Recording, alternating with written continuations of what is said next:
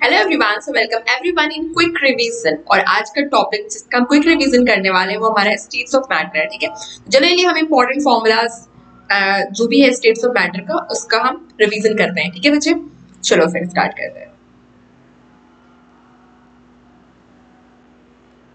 तो आज का टॉपिक हमारा स्टेट्स ऑफ मैटर है बच्चे। उससे पहले सेशन में प्रोसीड करने से पहले अगर अभी तक आपने चैनल को सब्सक्राइब नहीं किया, चैनल को सब्सक्राइब कर लो। एंड अभी बहुत अच्छा डिस्काउंट चल रहा है क्रैश कोर्स पे, तो जो कोर्स अदरवाइज आपको 10,000 का मिल रहा था वो 40% डिस्काउंट के बाद मिलेगा सिर्फ आपको 6,000 में। एनपी नीट आपका कूपन कोड है, लिंक आपके डिस्क्रिप्शन बॉक्स में गिवन है। 28 जून से आपके नए बैच स्टार्ट हो रहे हैं। एनपी नीट आपका कूपन कोड है, तो एनरोल नाउ, 40% डिस्काउंट है। Now let's revise states of matter formulas. ठीक है, तो जो फर्स्ट फॉर्मूला है जो कि आपके लिए बहुत इंपॉर्टेंट है, दैट इज बॉयल्स लॉ का फॉर्मूला क्या है। 1 मिनट। तो क्या होता है बॉयल्स लॉ? सबसे पहले हम देख लेते हैं बॉयल्स लॉ होता है क्या है। तो according to Boyle's law, P जो होता है इनवर्सली प्रोपोर्शनल टू वॉल्यूम होता है। कंडीशन क्या होना चाहिए?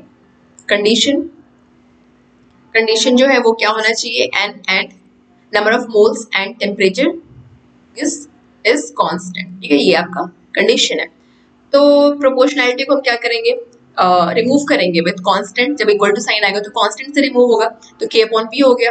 तो क्या हो जाएगा आपका? pv equal to constant. Now अगर ये दो initial and final pressure present है, initial and final volume present, तो क्या हो जाएगा? p1 v1 equal to p2 v2। ठीक है, at constant temperature and number of moles. ये आपका इसके लिए है बॉयल्स लॉ। चार्ल्स लॉ में क्या होता है? उसका जो कंडीशन है वो क्या है? v directly proportional to temperature. Condition क्या है आपका? Pressure and number of moles constant होना चाहिए। तो अगर हम इक्वल टू साइन लाएंगे तो ये प्रोपोर्शनैलिटी रिमूव होगा विद प्रोपोर्शनैलिटी कांस्टेंट। k डाल दिया हमने। अब हम क्या कर सकते हैं? v upon t equal to k। तो दो अलग अलग वॉल्यूम एंड टेम्परेचर के लिए v1 t1, v1 upon t1 equal to v2 upon t2 हो जाएगा। केनोजैक लॉ क्या कहता है?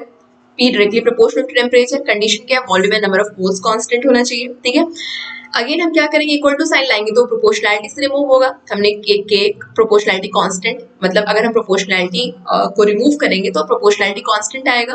ठीक है, तो KT हो गया। अब P upon T equal to K, दो अलग अलग प्रेशर एंड वॉल्यूम टेम्परेचर के लिए। द इनिशियल प्रेशर हुआ, फाइनल प्रेशर हुआ, इनिशियल टेम्परेचर फाइनल टेम्परेचर अगर है तो P1 upon T1 equal to P2 upon T2। ये रिलेशन है आपका constant volume and number of moles. Avogadro law क्या कहता है?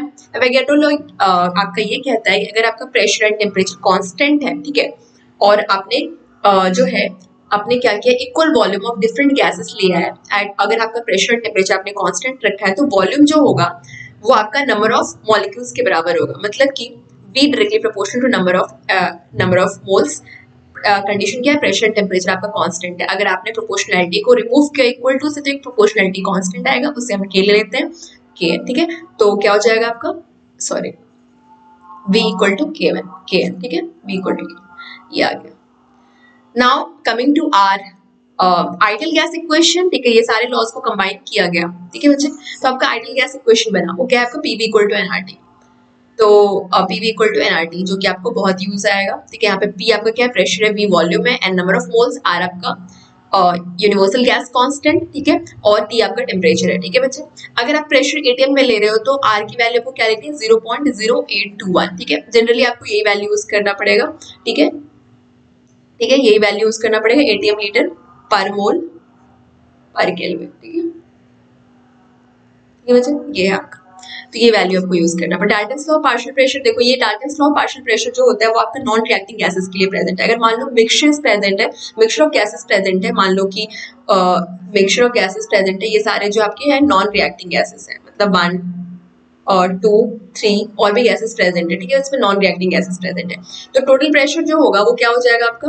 Partial pressure, sum of partial pressure of each gas. ठीक है, तो P1 plus P2 plus P3, ठीक है, total pressure equal to sum of partial pressure of each gas. तो ये आपका नॉन रिएक्टिंग गैसेस के लिए एप्लीकेबल होता है। इसके लिए एक और फॉर्मूला होता है बच्चे, देखो अगर आपके मिक्सचर में बहुत सारे गैसेस प्रेजेंट है, मान लो आपके मिक्सचर में A B C सारे गैसेस प्रेजेंट है, ये सारे नॉन रिएक्टिंग है, non reacting.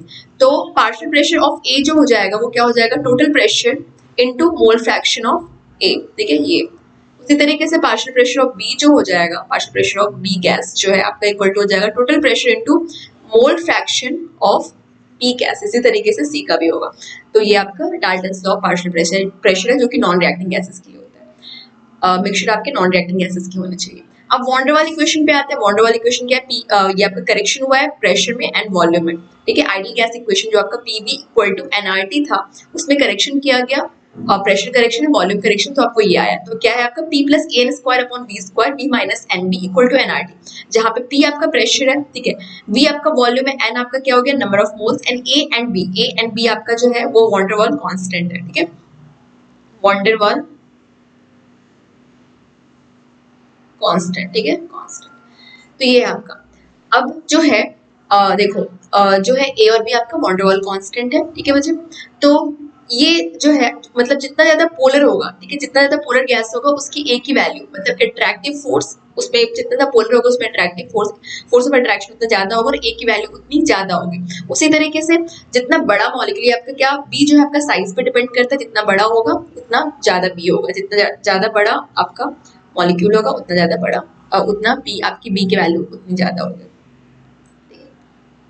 Compressibility factor Z equal to PV upon nRT. Compressibility factor जो होता है सॉरी कॉम्प्रेसिबिलिटी फैक्टर Z को हम Z से डिनोट करते हैं, ठीक है। Z equal to PV upon nRT हो गया। अब Z इक्वल टू 1 होगा तो ये आपका आइडियल गैस के लिए Z इज ग्रेटर देन 1 आपका रियल गैस के लिए है with positive deviation from ideal gas behaviour, and Z is less than 1 मतलब वो रियल गैस के लिए with negative deviation from ideal gas behaviour. तो ये सारे आपके जो है मतलब अगर Z की वैल्यू 1 आ गई तो वो आइडियल गैस के लिए है, Z इज ग्रेटर देन 1 तो ये रियल गैस के लिए विद पॉजिटिव डेविएशन, ठीक है। अगर Z इज लेस देन 1 है तो वो आपका रियल गैस के लिए विद नेगेटिव डेविएशन, ठीक है, फ्रॉम आइडियल गैस इक्वेशन, ठीक है। तो ये सारे आपके फॉर्मूला है जो कि आपका स्टेट्स ऑफ मैटर में आपको यूज होगा, ठीक है। और आप मतलब स्टेट्स ऑफ मैटर का आपका इंपॉर्टेंट फॉर्मूला जो कि आपके नीट के एक पेपर में आपको काम आएगा, ठीक है, इससे क्वेश्चन सॉल्व होंगे, ठीक है बच्चे। तो आई होप कि आपको चीजें समझ आई। तो मिलते हैं नए टॉपिक के साथ, तब तक के लिए बाय। एंड अगर सेशन अच्छा लगा तो please hit the like button, do not forget to subscribe your favourite Vedantu NEET channel. अगर अभी तक आपने सब्सक्राइब नहीं किया, be the part of our family. Bye बच्चे, टेक केयर।